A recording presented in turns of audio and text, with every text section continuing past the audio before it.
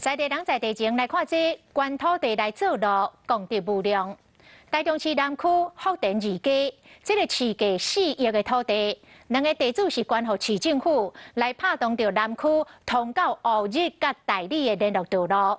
即天举办着动土的典礼，市长罗秀燕真感谢地主造福乡里。董事长哈，知道了是不是来张合照？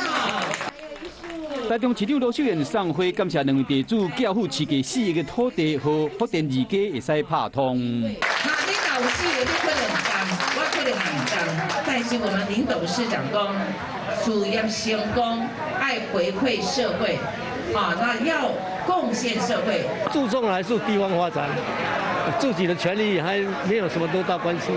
福田路甲树义5巷137弄，这一年来拢无拍通。若要行，都爱细路。伫地主的教父之下，起一条278公尺长、跨10个公尺的双车道，即嘛拍通南区串联乌日甲大理的交通。